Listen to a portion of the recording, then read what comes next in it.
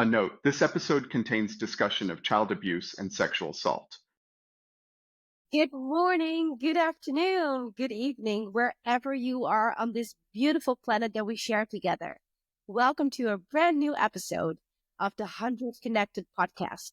My name is Annette de Graaf, and today I am joined by my incredible friends. Hello, dear Hanneke Mackie from Baskets in South Africa. Hello. Hello. And there's Lindsay Stewart from Sweet Tree Arts in Hope, Maine, the USA. Good morning. Good morning to you. And there's Alex Shapiro from the 100 headquarters in Helsinki. Hello, everybody. Good afternoon to you. If you were at the 100 Summit in Helsinki, you know just how magical it was to be surrounded by people who are deeply committed to transforming education. And if you weren't, don't worry, because we here on this podcast, we want to bring that magic straight to your ears and eyes, if you can see us, so we can keep it alive and revisit it whenever we need inspiration and experience it together all year long. And today we are beyond excited to introduce not one, but two incredible guests whose work is transforming lives and communities in India. Our very first guest here is Sonal Kapoor, and she's the founder and CEO of Protsahan India Foundation. And Sonal is a fearless advocate for girls' rights, child protection, and education, and she has dedicated her life to breaking the cycle of abuse and poverty for young girls in vulnerable communities. Under her leadership, Protsahan has become a global model for how trauma-informed, art-based education can empower and heal children who have faced extreme adversity. Joining her is Jaswinder, or Jas Singh, Executive Director of Protsahan India Foundation. After a very successful career in journalism, Jaswinder transitioned into the development sector, bringing data-driven solutions and advocacy to child protection efforts. He has played a key role in ensuring Protsahan's impact reaches, and it reaches tens of thousands of children, making data a tool for real change, not just statistics.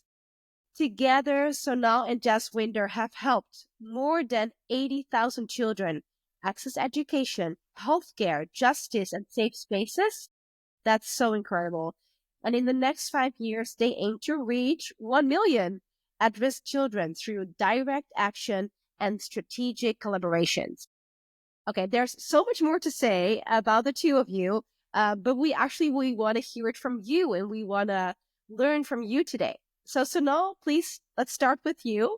I have already read how you started Sahan, but we would love to hear it from you. So what was the defining moment that led you to create Protsahan? Thanks, Annette, and thanks everyone who's joining us here today. It all started, I'm going to cut the very long story short, but it all started about exactly 15 years back in 2010. I was in advertising, filmmaking, comms, that sort of sector, and happened to shoot in one of the films that for one of the films that we were working with, and met this young mother, a 37, 38-year-old woman, pretty much the age that I find myself in today.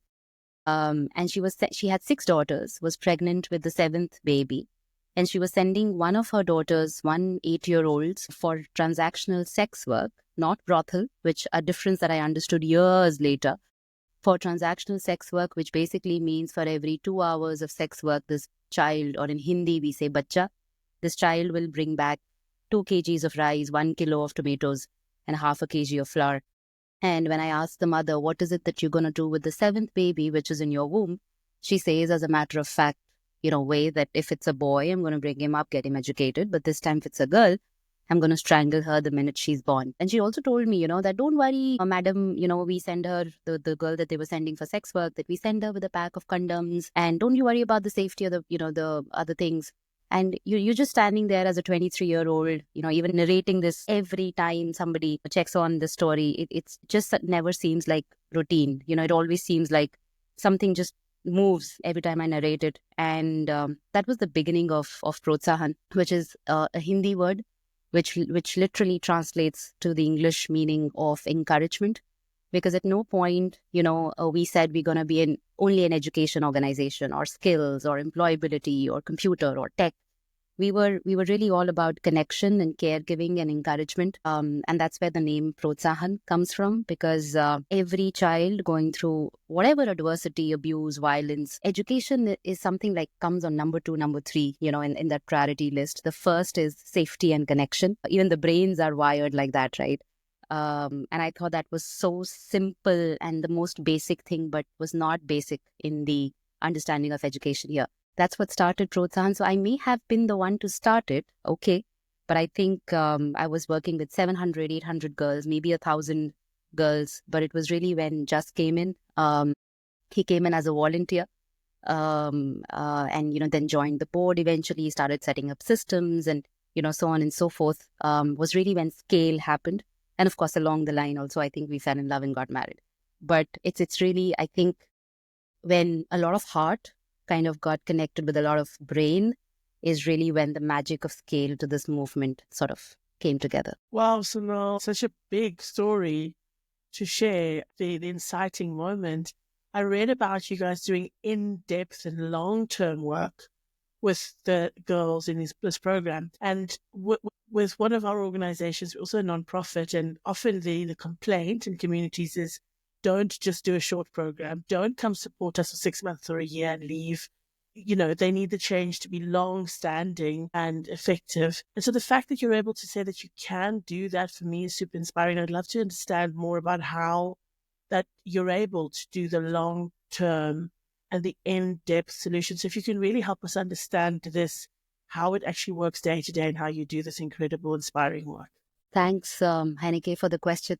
I think we started with 19 girls who were being, rescued from different points of child deprivations, child marriage, child sexual abuse, incest, child labor, trafficking. It was across the plethora of child deprivations. And a lot of times, organizations initially used to think that we're only working against CSA or child sexual abuse, but that was not the case. It was abuse and violence and adversity across the levels, because who are we really to say that we are only going to work on this specific sort of deprivation in the life of a child?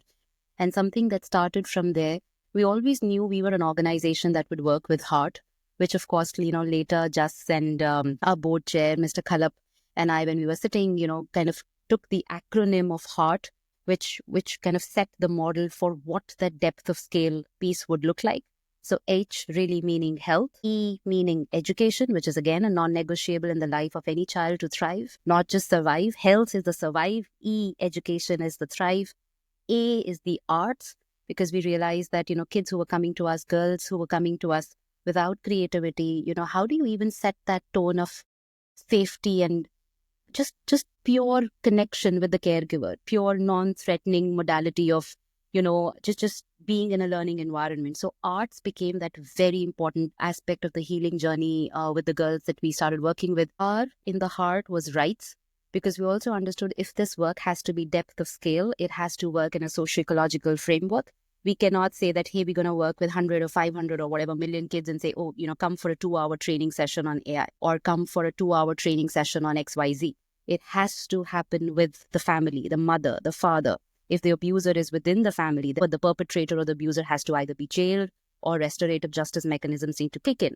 Or what would that look at a level of slum panchayats, right? Which was again at the level of urban slum communities. How do you engage the communities of ICDS or Integrated Child Protection Services?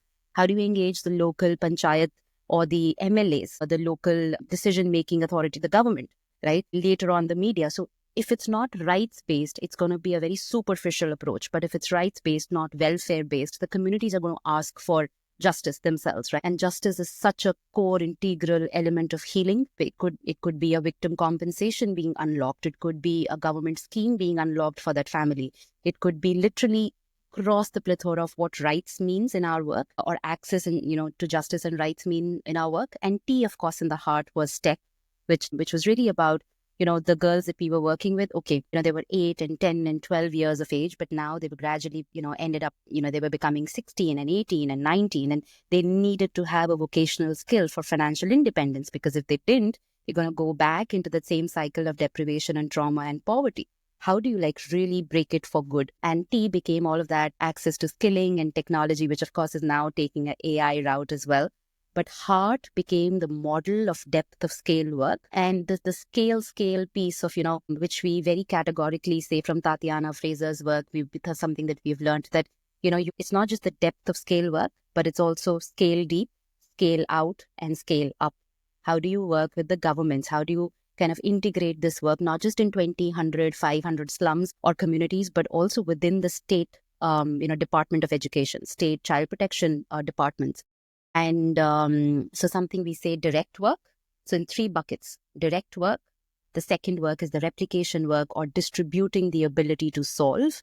So everything that we've taught our social workers, we have SOPs, and just you should talk a bit about the SOP procedures and, all of that codifying of that depth of scale, which forms the replication piece. And the third, so this is where we are training the government officers, the child welfare committee officers, the juvenile justice board members, the media folks. How do you report a story of abuse? How do you become trauma informed in your reporting? How do you pass a judgment? So the next bench of lawyers in, legal colleges, law colleges, psychology colleges, working in depth with in the sociological framework, right? And the third core bucket is field building, where we pick the data from the system generated data. We are not at any point saying, hey, this is our data from 100 communities. We are saying this is the national India level or Delhi or Mumbai or Maharashtra level data. And then kind of unpack it using comics, using music, using, so that it makes sense for the people to kind of make sense of the data. So that was the depth of scale. And I think the scale of working with the caregivers through trainings and, all of that. Yeah, that's been the core. But just if you want to highlight a bit about how that scale kind of really was, kind of you made it happen. I didn't make anything happen. It just flew, it just fell together, because when we're talking about scaling anything, the first thing that comes into picture is having a very strong foundational work. Whatever we've learned on the ground, working with communities directly, if it's not translating into knowledge that can be distributed in a very structured manner, then that foundation is not going to be formed for anyone.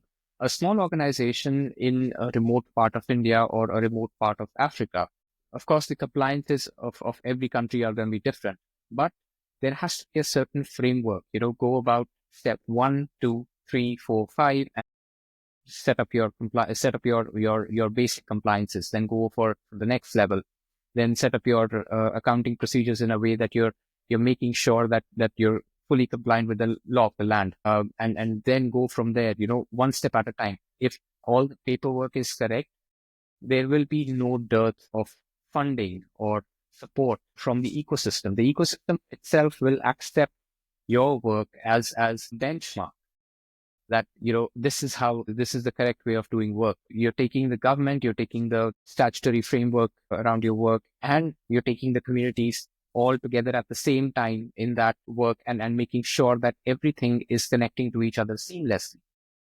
And once that happens, I think just before we started recording, Hayek was talking about administrative things all over the world not working out, or technology not working out for each one of us. The thing is that when we start fixing all of those things one at a time is when we are setting ourselves up for the next level. It's like going up a staircase. You finish the work at this stage and then you move on to the next one. You can't move on to the next one unless you've finished off at this stage. And every stage has its own MVP, the minimum viable product, that, you put these things in line, you can move on to the next one. So I think that's all that has really worked for Protsahan in the last 15 years, that we've gone from one stage to the next. We haven't tried solving for the entire ecosystem on day one. And a lot of youngsters that we meet these days who are starting off their own organizations or starting off some kind of social entrepreneurial work, which is affecting a lot of people on the ground, they have their intentions in the right place, but they still, sometimes they fall short or they burn out because nobody has been there to guide them through that process. We have also learned it over a period of time. We've fallen flat on our faces. We've just, learned it on the job.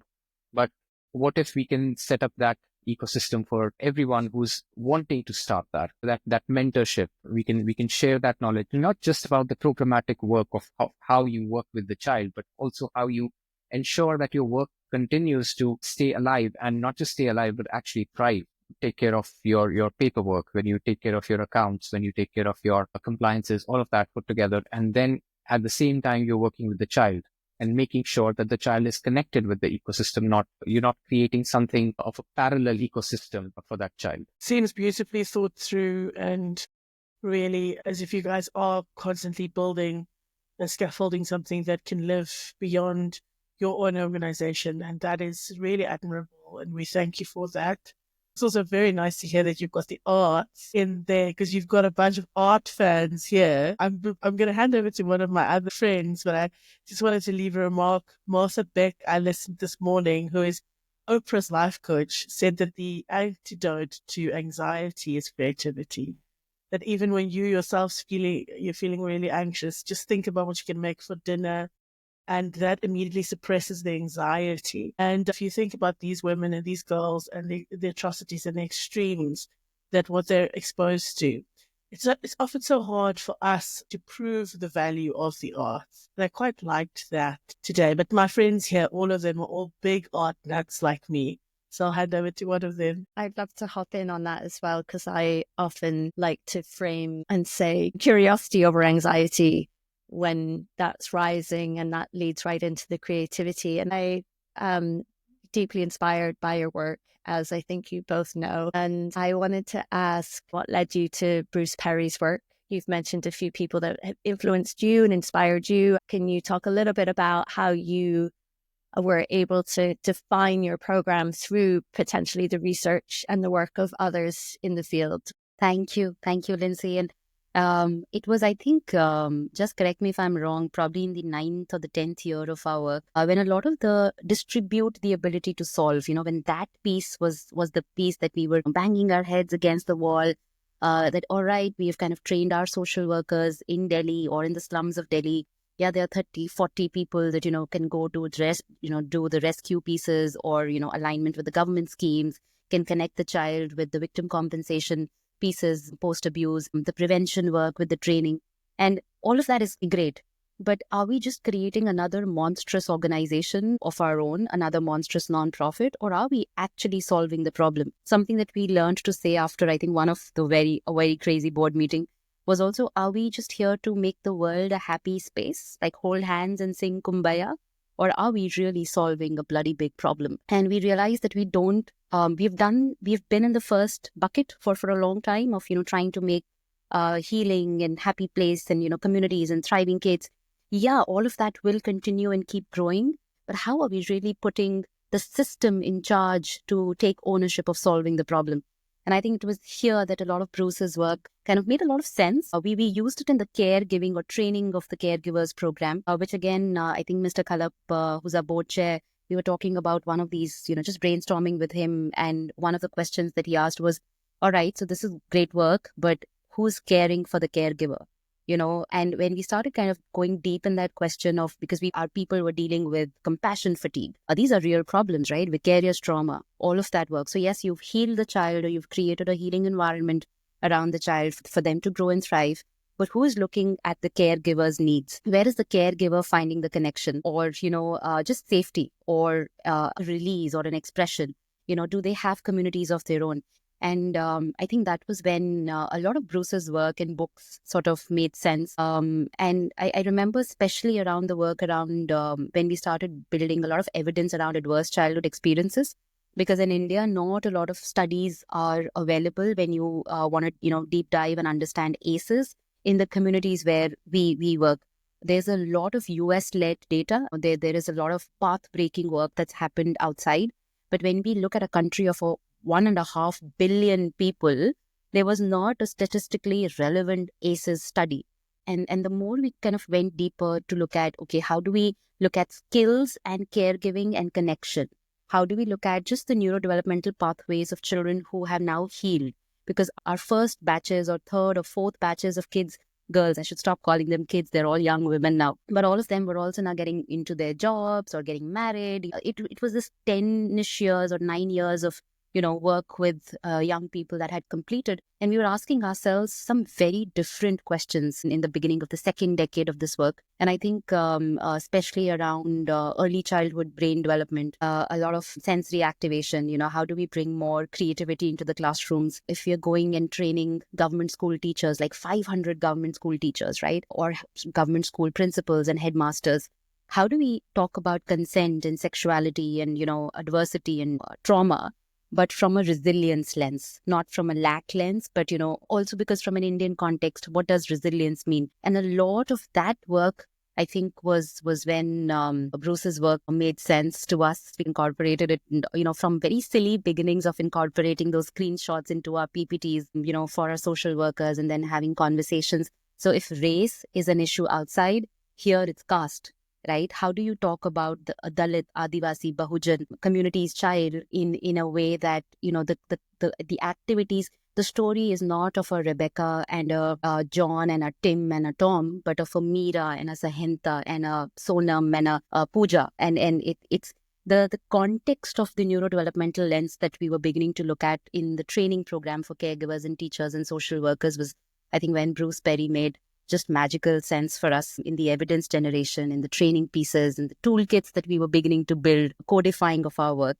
And then gradually, along with Bruce Perry, we added a little bit of Gabor Mate. We added a little bit of Bessel van der Kolk. We added a little bit of, a lot of Indian authors and Indian psychiatrists and, psychologists, and built something that was meant for 1.5 billion people here. That's an amazing answer. Thank you. I'm left thinking actually about the initial connection that Hanneke brought, which is bringing Oprah back, because Bruce Perry and Oprah wrote that beautiful book together, and I recommend it to everyone listening if you haven't read it, and it's called What Happened to You.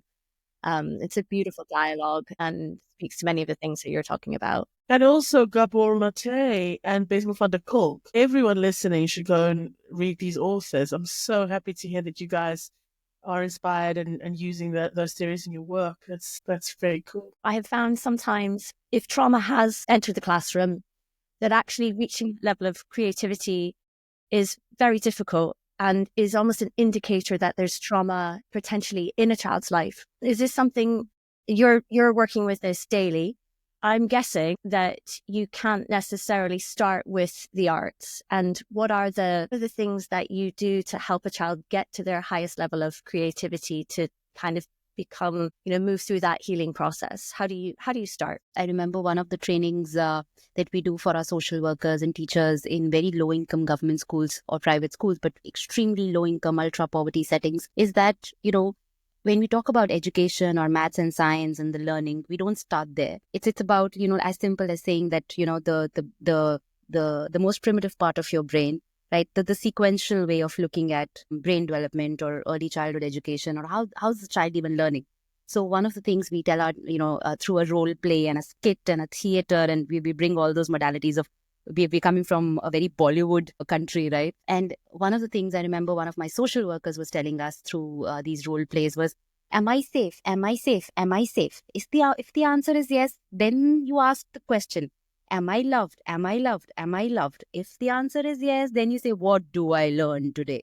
And I think, these little things, again, the neuro-sequential way of looking at how, because if the child's brain is stuck in survival or flight, fight, fawn, freeze responses, it's impossible and absurd to think that it'll ever come to a space of learning or even feeling, that I'm capable or I trust myself. So we use a lot of puppets, we use a lot of mandala, we use a lot of kites from the Indian context. And I think, again, from a practitioner knowledge, from a very local indigenous knowledge, kind of adapting Bruce's work in an Indian context. It's so Bollywoody, it's so arty, it's so Rajasthani folk. And Madhubani is a beautiful art form from Bihar in India, really kind of spotlighting India's best art, but in a very practitioner, practical sense, and what that would mean for a child who's been rescued from trafficking or abuse or child marriage here. And also, I'd add over here to what Sonal is saying, that when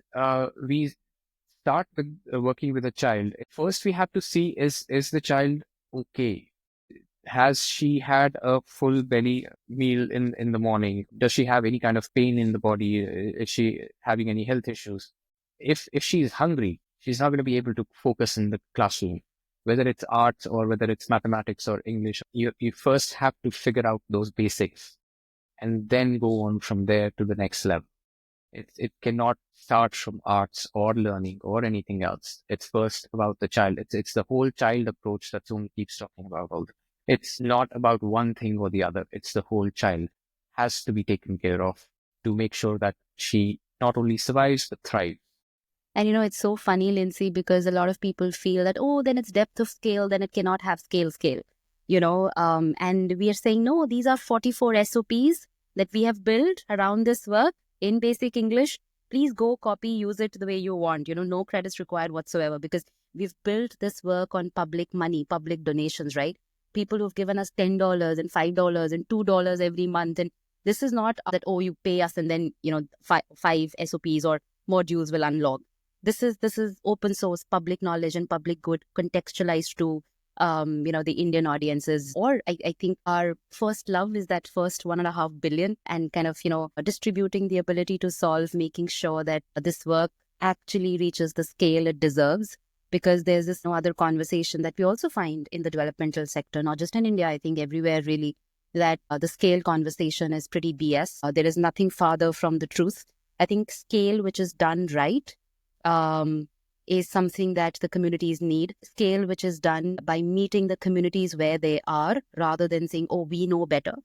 It really has to be top, kind of like bottoms-led approach, where constant feedback loops, sort of are helping you codify a lot of the work. But it's not just beginning and ending in the communities. Not to say that small work is not great, but also for at least a 15-year-old organization who's fallen flat on our faces and learned so many things, I think it's only fair to assume responsibility that, this work should not stay with a few thousands, but really reach the level of millions and billions that we're now, beginning to dare think about. Thank you. I think it's very inspiring to hear this, because when we were at the 100 Summit, we also had a session on scaling. Sometimes scaling is the holy grail, and once you scale, well, then then you get the prize, and it's your intervention is worthy. And I like to hear that scaling is not always low touch, but actually what you do is very taking care of the entire child. And thank you for mentioning that. I wanted to bring it back to gender. And the program that we have in Kenya, we really focus on dance and movement, the body and mind connection, and educating, healing, and empowering through dance and movement. We have a big gender balance, so it's almost 50-50 boys and girls in the program. But we do see that boys and girls respond differently to the program. And I would love to understand how do boys make up part of this story, and are they part of the story, and can you share a little bit about their role in this intervention? So, when we started this work, this was a question again that we kept on asking ourselves in every quarterly meeting. And what we realized was the fathers were the biggest allies and also the lowest hanging fruits in the communities. It was very hard to get girls to a creative program, or to leave alone, in the communities, you don't talk about trauma-informed skilling or education. It's just an after-school program, or if, it's some sort of a carnival or a festival and storytelling. These are the things that the community interface gets to know. But for every girl who made it, defied all odds, became that, first bread earner in the family, started earning more than the brother and the father of the family combined. So started taking more decisions in the family, picked up a camera, did things, became a photographer, became a, creative artist, paying the bills at home, was when we realized the fathers were drawn very automatically to a program like that. And we were discussing with other nonprofits and talking about how do you bring men and boys as allies into this program, because the other shift that we were seeing in India was, in the name of innovation, quote unquote, a lot of program funding was beginning to go for only boy-led programs. Because after working with, a series of, programs with gender equity lens or gender transformative education lens, there was this, funders always need something new, right? Not all, but some of them. And we realized that if it was to do with boys, there was funds coming in. But we said that, but where's the balance? It has to be about the balance of working with the child, with the boy or the girl in the socio-ecological framework. And we realized that fathers ended up becoming our biggest allies. They started doing these, little. So we have these graduation ceremonies and all of that within the community. And when the girls get their first jobs in some really big multinational companies, huge companies, how do the fathers come up and with drums and with the carnival to say that if my daughters can do it, anyone can. If I can change, anyone can. I remember just yesterday, Malika was sharing something about, was from our team, that 6 to 8 fathers kind of got together, and now they do these little chai convenings in the community and make sure that girls get enrolled. And we have nothing to do with it directly, right? So that was one. Two, I remember when we started working with men teachers, again, in the distributing the ability to solve quadrant of our work, and we were talking about consent. And I remember having this male teacher who, after the training, they came up and they showed a little video.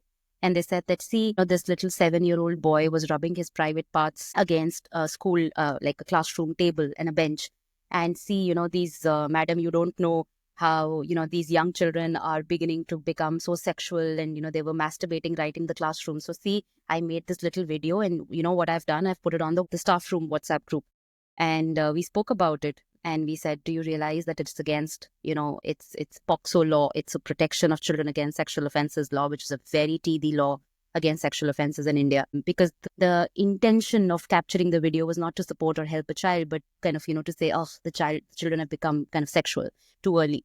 And we did a little 2-day investigation, supported that male teacher, all of that. And all it kind of came up was that the child was not masturbating, and the child had a UTI, a urinary tract infection. So he was in pain and discomfort, and he was itching his private parts against a table. And this teacher has tears in his eyes, and he's, and the next thing we know is in the next 3 months, he makes these little puppetry using socks and Muppets. And, he makes a little puppetry thing about safe touch, unsafe touch, consent and sexuality and POCSO law. And that YouTube video gets 7 million hits in the next 6 months, or something that we couldn't have ever done. So I think the men teachers, the men as fathers, it's also about how you're engaging the men in the community in a lot of these ways. And we just realized, because of the lack of resources we had, or the resource crunches we had, we said, let's pick the men who have a little more power in the ecosystem. Let's start working with them, because we didn't have the resources to say, oh, let's have more centers, or, but we have a little more focus of working with men teachers in engaging men and boys.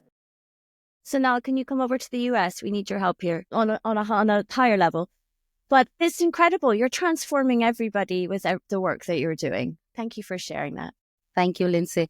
The stories, it's just sometimes you just sit, you come back, and Jas and I just sit and we cry our hearts out.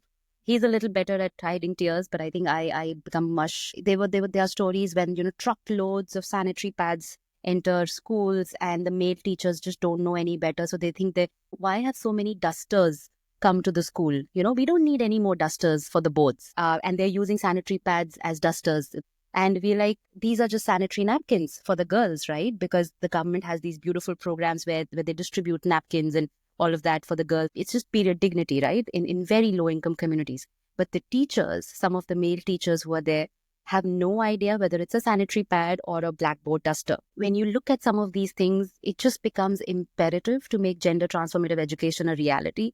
You have to engage men and boys in ways that contextually, culturally is relevant. It makes sense, but not from a perspective of calling them out, but really calling them in with trauma-informed education.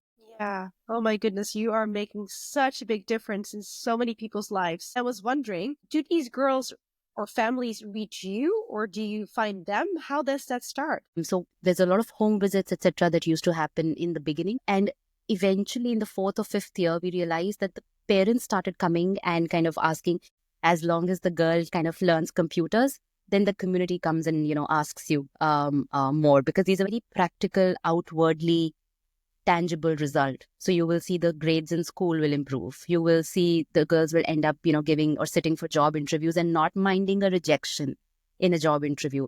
They will start speaking English and not mind making mistakes in grammar. And once all of these little tangible pieces of, a connection and healing, and I think just accepting one's own self post-abuse kind of, it becomes visible. Then the communities, then the girls bring their friends who've been married off as brides. Then they bring in. So then after the fourth, fifth year, it became to a point where we said, I don't know if we can take the next kid. And that's when I think the next arm of saying, should we open another center or should we go and, train the people who are doing this day in and day out, but in a quite a bit more trauma-informed way. Adding to what Sonal is saying, Annette and Shrel, bringing back to your point of involving men. So a lot of the after the third or fourth year, when the community started coming to Protsahan centers, especially after the first batch of girls started graduating from school, they asked that, what's next? So we put in our efforts to set up a livelihood training kind of a program, not just a livelihood, but basic, something that would make them job ready. It wasn't giving them any like very hard, very large set of skills, but the basics, the life skills of Sonal said, sitting in an interview and not being upset by a rejection. So once that happened, they started getting jobs of 19,000, 20,000, 25,000, 30,000 a month. And that's a significant amount. And that's when the fathers became the proponents of Protsahan's word in the community and saying that, okay, you know what? Don't waste your time. Send your daughter to Protsahan. And it was a large chunk of girls in the employability enhancement program that come through that. So it falls back into that working with the men and the community being the word of mouth proponent of our work. It's all kind of, again, ties back to the conversation on ACEs in relation to education, because kids who've gone through massive adversity and violence, there is enough research and literature and evidence out there that says that they will have mental health issues. They will not have stability in jobs. Their job retention rates are going to be very, very low. And how do you know that they have healed? This is a question we ask ourselves, even if no donors or funders ask us, right? And we set up a healing rubric, which said, okay, if this tangibles, pieces happen, we know that she's on a journey to heal, right?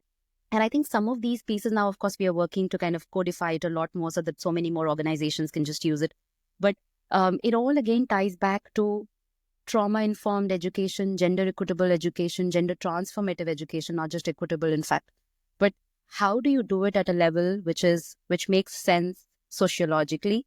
Not just for that one child, but that whole child and her whole community, so that we can take a step back and say, our work is done here. Thank you so much. And I want to bring it back to 100 and the thing that connects us all and how we met and how we talk about connection. And this is called the 100 Connected podcast. And I just want to take us back a moment to myself and Jaswinder sort of getting to know each other. And this little book that I'm holding here called Can I Tell You Something, Jazz, that you put in my hand that day, and it was this little piece of home. I just wanted to bring this little book up and find a little bit more about this, and if there's more books like this and what this is for, Jaswinder. I think this is your part of things. You're the author of this book.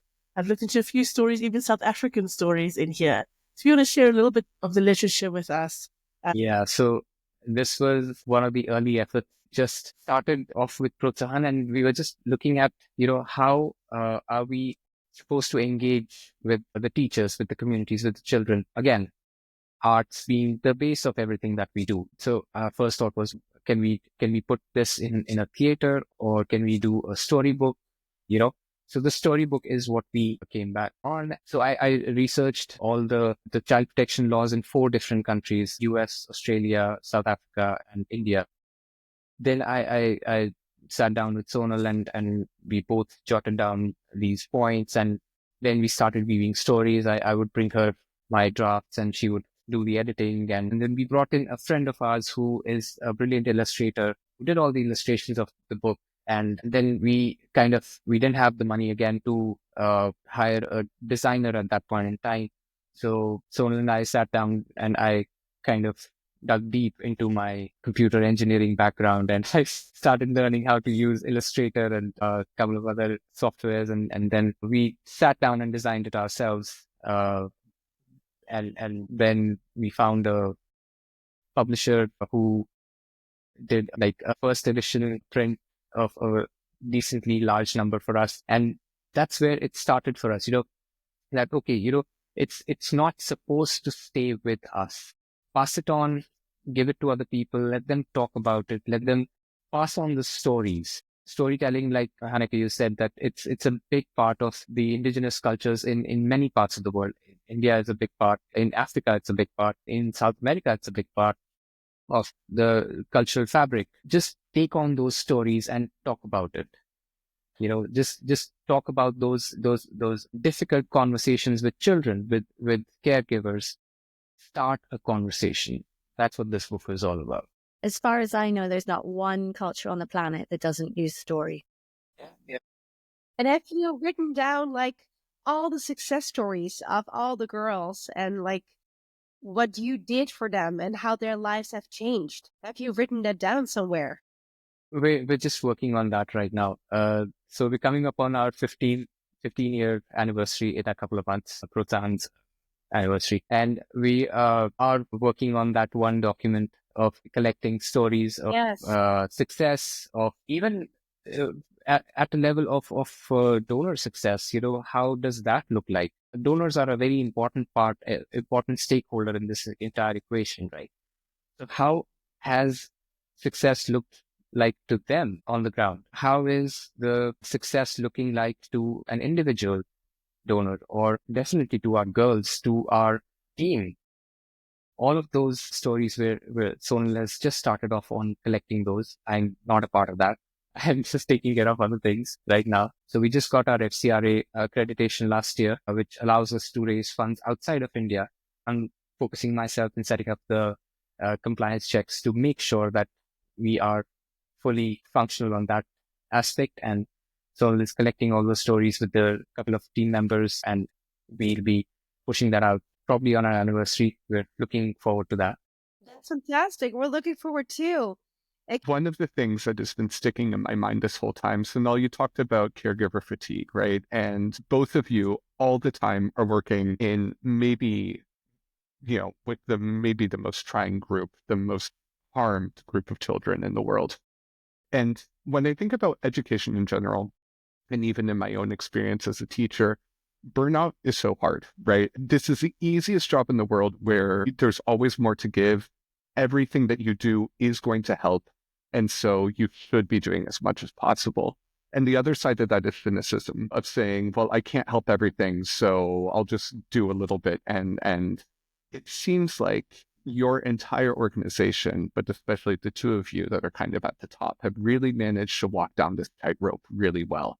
And so how is it that you are able to take care of yourself, to give yourself the energy to do this? What is that one piece of well-being that you all hold for yourselves, for each other, for your community, to support you through this? It can't be thankless, because I know that you see the outcomes all the time, but in the depths of it, how do you keep the despair away? I think this is an internal joke, just, and then you can add later, Alex, to, we always say that social workers, or we all started as social workers, right, at some point or the other. And social workers are paid in thank yous and burnouts and less than a corporate intern. And they're